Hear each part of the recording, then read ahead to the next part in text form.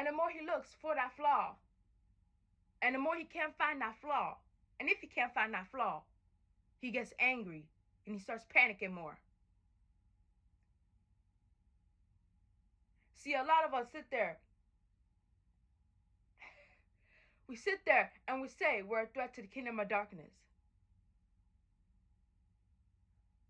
When in fact, the only person we're a threat to is ourselves. We know what's good. We know what's bad. But yet we don't do it. We only choose to do the bad rather than the good. Have you ever seen what a threat looks like? And I don't mean in the physical world. I mean in the spiritual world. The threats are the people who usually suffer the most violence from the kingdom of darkness. But it's not really violence. It's more like failed attacks. Jesus was deemed as a threat to the self-righteous Pharisees. As soon as they saw Jesus doing what he does, what he was sent to do, immediately they started plotting how to take him down. And just like the enemy does, they were looking for something, some inkling, an outlet, an unbuilt block, an entry in some way, no matter how small. That's why you gotta make sure you double check your house, double check the people who are around you, double check the people who you surround yourself with, whether friends, acquaintances, co-workers. Well, you can't really choose your co-workers, but you can choose what you tell them. Because the devil will use any information he knows about you. And once you're a threat, he will look for any ounce of information about you, any, to take you down. And just like Jesus, the enemy used Judas. Once Judas betrayed Jesus, the enemy used Judas to try and take Jesus down. Because it said in the Bible, when Judas came to them, they were glad. Judas betrayed Jesus for nothing originally, and he was offered a reward for that. It wasn't like there was money over Jesus' head. Judas just wanted to betray. The devil just wanted to bring Jesus down. So he found the weakest link. The one that was barely really mentioned. Really, until his betrayal. The one that was more like a bystander than a disciple.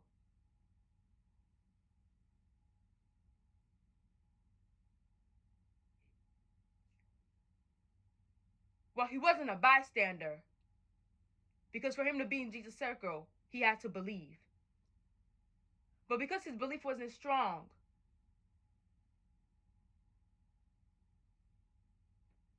Satan used him. And after that, when was the next time you heard of Judas? Judas, after his betrayal, his downfall wasn't really mentioned, except a few times. To the point, there's 2 instances of what happened after he betrayed Jesus. One that was the money he used that he got from betraying Jesus was later what killed him.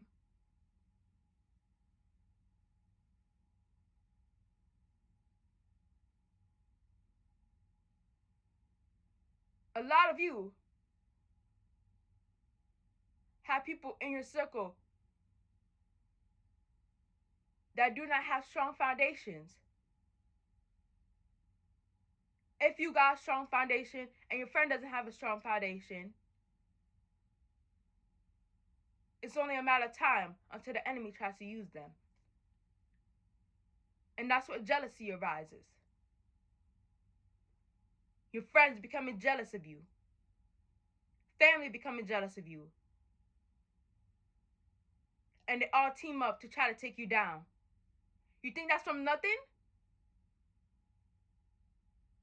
All you only see is the physical. You don't see the spiritual. For you don't see the spiritual. For if you see the spiritual,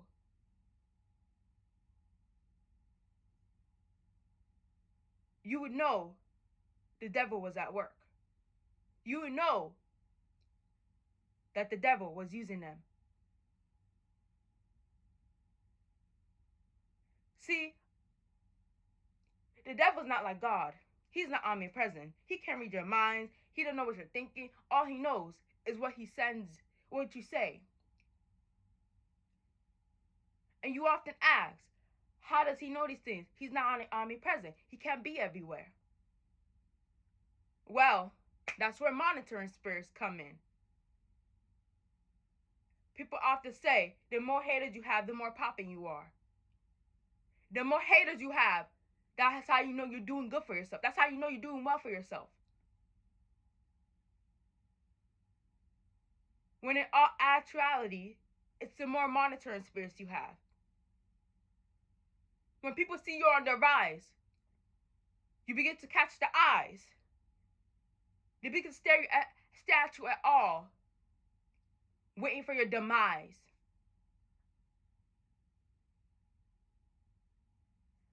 Not to pray, not to sleep, not to help build something, but they gather together to help, to have a hand, some even happily, in your fall. So that way they can have a ball. Because after they hear of your fall, they'll be hooting and hollering. They'll be rejoicing. You would have thought it was their own accomplishments. Meanwhile, their life's the same. All they did was drag someone down. Some of y'all, they can't even drag you down, and that's what makes them mad. They're doing everything in their power, everything in their might to drag you down. When one attack don't work, they throw another one. In fact, they throw so many attacks that they start reusing the same ones. In a matter of a few attacks, a few hits, they're already showing their hands. You already know what to expect from them.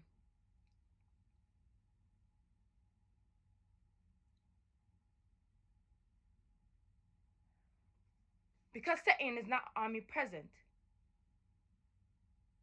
he sends out these monitoring spirits. And if you're wise, you can peep them. You can see them. What's a monitoring spirit, you say?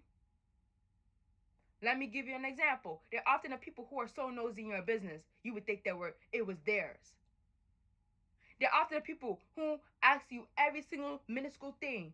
Oh, how's your dating life? Oh, how's your life? Oh, how's this for you? Oh, how's that for you? How's your job? How's your family? How's your kids? Question, question, question. That if you were hearing somebody having that conversation, you think they were getting interrogated. Some of you, in this conversation, you feel like you're getting interrogated because they're monitoring spirits. Some of these monitoring spirits will speak to you, while others will just take watch and just watch from afar, depending how hot your fire burns. And all they do is take notes.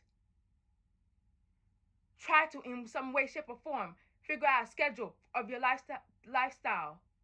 Figure out who you hang out with. And if that person is not strong in the spirit, they'll use them. A lot of you, little did you know you're being used by monitoring spirits.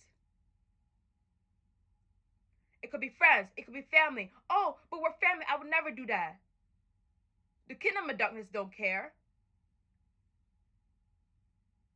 Some of your own mother's a monitoring spirit.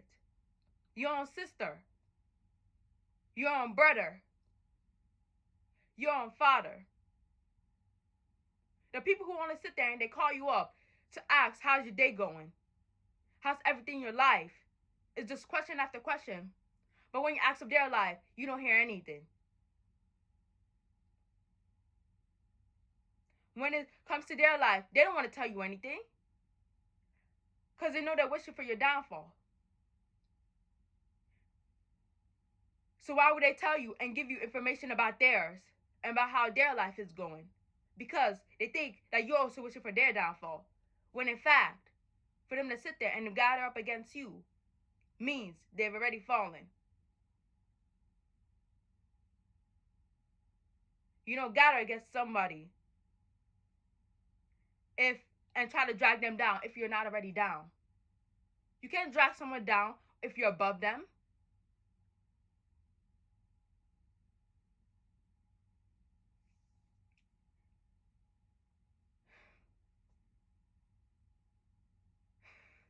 So Satan uses these monitoring spirits to gather these information. And when he can't find information, useful ones, he'll try to use every single information. When he can't gather words, he'll try to gather sight. Now some of you, you know you have monitoring spirits, but you're still talking.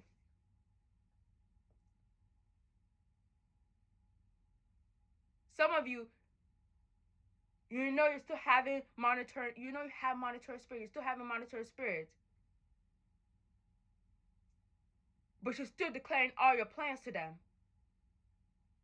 You're telling them what you're going to eat tomorrow, what you're going to drink tomorrow, where you're going to be tomorrow. You're basically handing them the key, the blueprint. Every second of your day, you're telling people where you're going to be and where you're going to stay.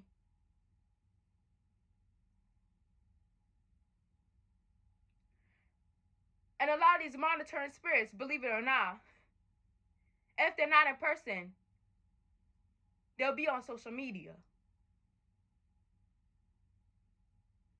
See, a lot of people don't know how many monitoring spirits are on social media. Some of these monitoring spirits follow you. They're usually the ones who don't interact with you. They don't like your posts. They don't comment. They don't share. They don't do any of that. But they'll be the first one to watch your story. The first one. Some of them, if they're smart and if they're skilled, they will interact. That way you never suspect them. And those ones are the most dangerous of all. Because they know they want to take you down. So they want to stick around for as long as they can.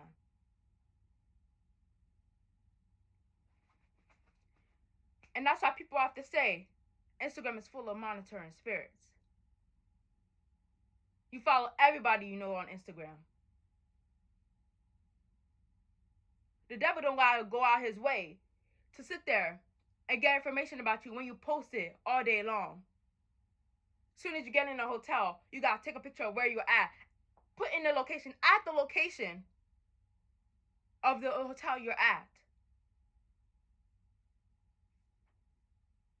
If you're eating, you guys, before you even take a bite, you gotta sit there, you gotta post that food on Instagram. You gotta post that for people to see. Who exactly do you want to see?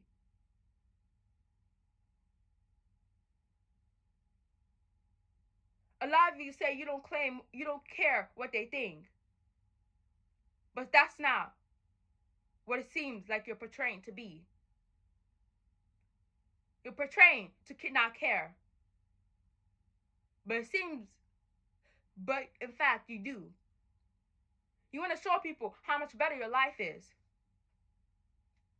When in fact, you're unknowingly helping Satan dig his pit. Helping Satan dig his trap. Because now he knows what you like. He knows what you're afraid of. Some of you are sitting there. If a social media trend told you to put your social security number out there, you would. A lot of you are out here putting your fears. What food you like. who you hang out with, what your favorite person is, your likes and your dislikes out on social media, not knowing who's going to use that information. Now, because you posted it and the monetary spirits have seen, now they know what to feed you in the dream. Oh, so you like apple pie? Well, let's see that pass you by.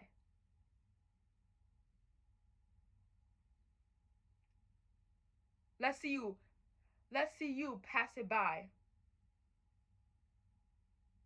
See, it doesn't make sense at first. But if you're offered something you love, like an apple pie, of course you're not going to say you don't want it. Not for I. Not for me. You're going to want to eat it. Even if it's in a dream.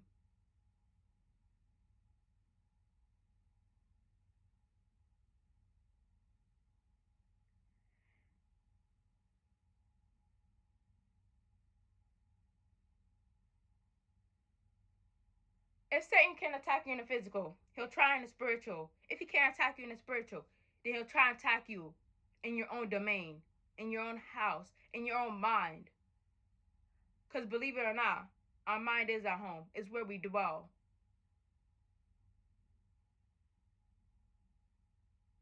A lot of you claim you're strong.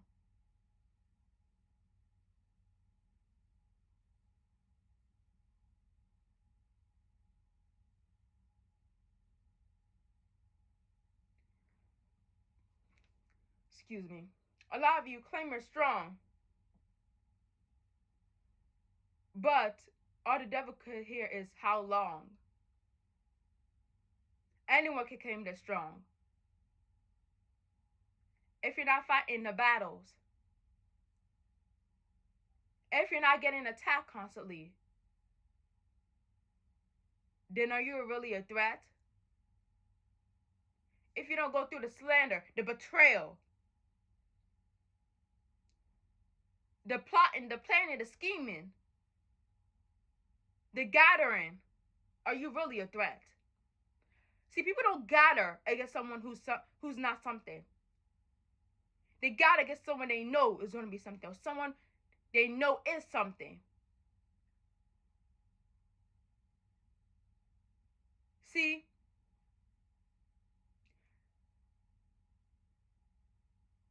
just like the way that God knows what you're gonna be, the devil is already looking for who's gonna be something and to stop them in their tracks. Some of you let the past dictate who you are. You let the past dictate how you look on life. You let the fact that you were bullied as a child, you held on that grudge. God is telling you to let it go. The devil is telling you keep on holding it, because he knows that's the thing that's gonna keep you bound. He knows that's the thing. Then when he sees you rising, he can sit there and he can bring that back up and watch you fall.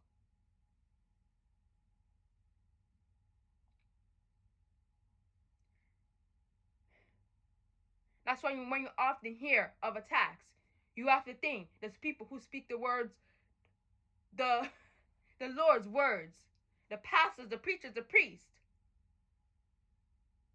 the people who work in the church, whether to cook or to clean, whether they're an usher, whether they're a choir,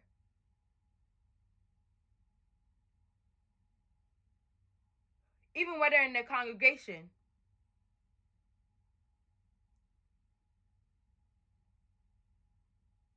That's why the devil often sends his powers, principalities, sometimes even witches and witches and warlocks to these churches to not only spy on the pastor, but spy on the congregation. You think that these witches and warlocks wouldn't go to church, when in fact, the devil knows the Bible.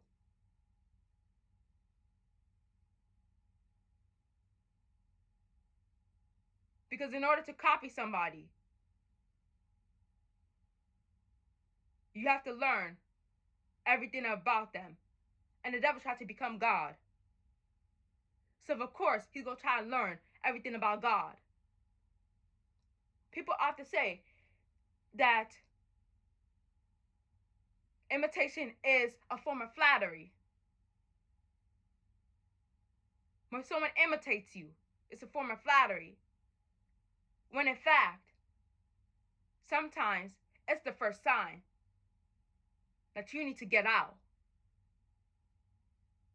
They sit there, they imitate the way you speak, your lingo.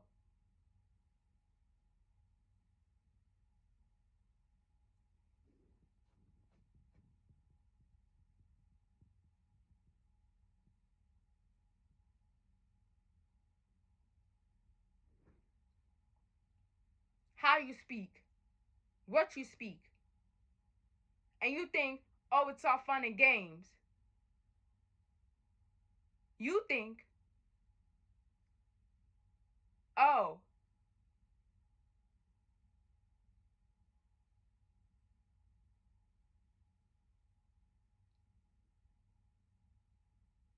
the attack of the mind, the attack of the mind, the attack of the mind. You begin to hear voices that are not your own. See, at first you think these voices are your own. But it's not until you sit there, you listen closer that you realize these voices are not your own.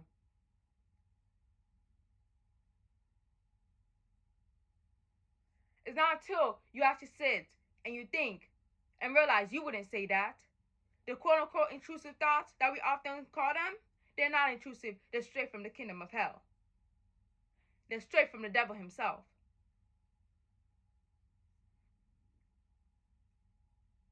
And if the devil can not only get you to think these things, but to say them out loud, he's already succeeded. Whether it's to get you to curse yourself, whether it's to get you to say any form of negativity to you or to others. And if it's to you, he's more than happy. And if it's to others, he's happy too. See, because our biggest enemy is ourselves. The biggest fighting ground is our mind.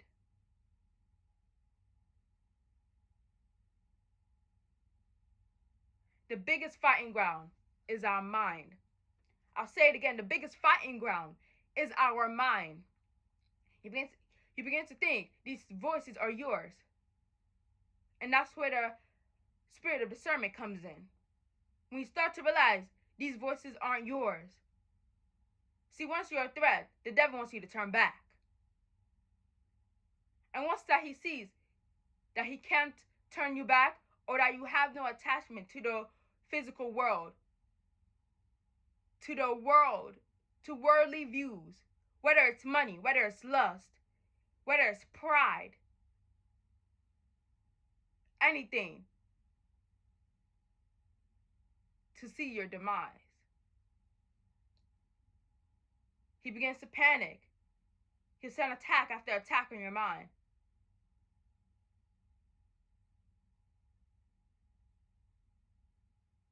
Some of you, it's the same songs that play over and over, whether it reminds you of something or whether it makes you feel a certain type of feeling, whether it's sadness, whether it's anger, whether it's violence. And if you listen to the worldly and secular music, you're just making his life way more easier. All he gotta do is play a song that talks about violence, shooting up people, killing people, hurting people. If it's not about hurting yourself.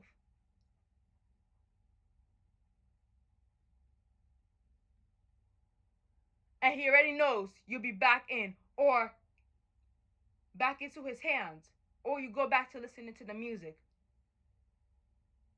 But if that doesn't work, he'll play other songs that enact a certain type of emotion, sadness, anger. In fact, he will go as far to bring up certain things, try to bring up fears, enact fears that are not your own, fears that you've dealt with. at this point. You've acknowledged, you dealt with. So they can't be thrown at you. Have you ever seen someone try to throw something at you and it doesn't work? Something that used to work and it doesn't work, and then there and there you see a real enemy. There and there you see the real problem.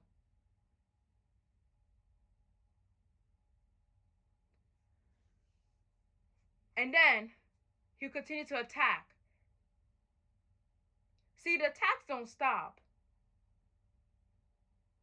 Once you're a threat, when you're seen as a threat, the attacks never stop. You begin to see yourself doing things that you don't see yourself ever doing. Things that are out of character to you as a child of Christ, as a child of God. Whether it's violence, whether it's anger. If you're not quick to anger, you begin to hear a voice when someone makes you sad or annoyed. That is immediate violence. Do this, do that. Some of you might even see it. And you're being confused, you're being dismayed. Because you realize that feeling is not yours. Once you learn to control your emotions, once you learn to differentiate your emotions, differentiate sadness from anger. A lot of you can differentiate sadness from anger. Sadness becomes anger. You need to separate those two. You can be sad, but then you shouldn't make your sadness anger, because anger could turn into wrath. And that's what the devil wants. Wrath is what gets people killed. Wrath is what puts people in dangerous situations. Wrath is what causes people to run their mouth. Wrath is what causes people to pull stuff out on people. To plot, plan, scheme. And when they know they're losing, they just pull out something and point it at them. Due to the fact that they're losing. See, the devil will continue to attack you. These attacks will be non-stop. That's why before you turn to Jesus Christ, you have to heal. And I don't mean the type of healing where you sit there, you post, I've been healed. I'm following Christ. Because once you're far in that journey, you won't care what the world thinks. You won't even want to know what the world thinks. Once you're in that journey, the attacks that used to work will no longer prevail.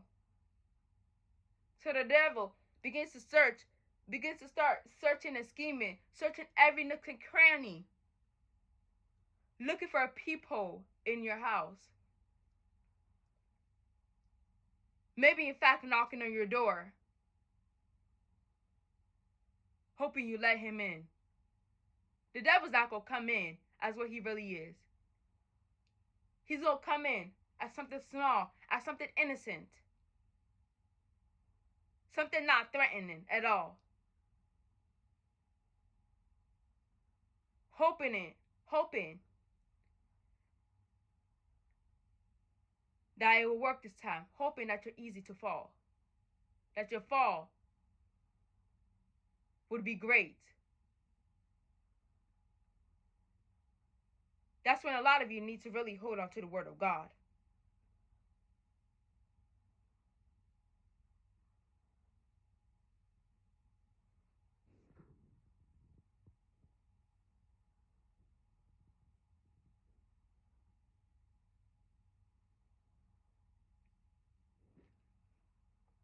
But a lot of you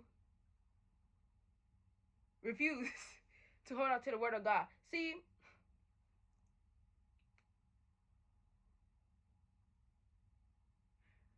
you can proclaim to the world how much of a Christian you are. You can lie to yourself, but you can't lie to God. Of course, if you proclaim, the devil's gonna look at you, analyze if you're really a threat, or if you're really just a wannabe. A lot of you say you want to be threats, but you really don't want to be threats. A lot of you say you're a child of God, but when it's time to be a child of God, you flee and you run and you hide.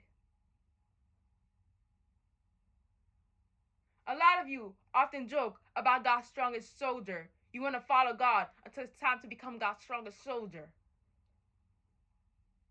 Because the devil has you, because the devil, he has y'all believing that the strongest soldier has all this dirt on his face, is disgruntled, is messy, is not pleasing to the eye. When in fact, the strongest soldier is the most appealing of them all. The strongest soldier doesn't show that they're the strongest soldier. The strongest soldier doesn't need to tell people that they're the strongest soldier. If you want to figure out someone's really the strongest soldier, ask them about their lives. Ask them what they've learned from these life experiences. People have to say that their life is a movie. Well, in the end of a movie, there's a lesson to be learned. So what's the lesson? When you're watching a movie, you can see this is where this person went wrong. But when it comes to your life, you can't tell where you went wrong, what mistake you made. And trust me, you've made a mistake somewhere. And that's not to sit there and hold that mistake over yourself or over someone else. That's not to beat yourself down or to beat others down. That's for you to live and learn. We don't have these words for no reason. We have them because they're truth, because they're powerful, because they're real, and because they're from God, whether you believe it or not.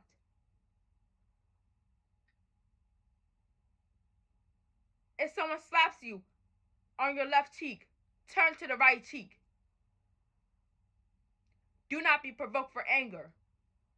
A lot of you, your anger and your rage, is what's causing your problems. It's what's the devil's going to use as your downfall the moment he sees you climbing.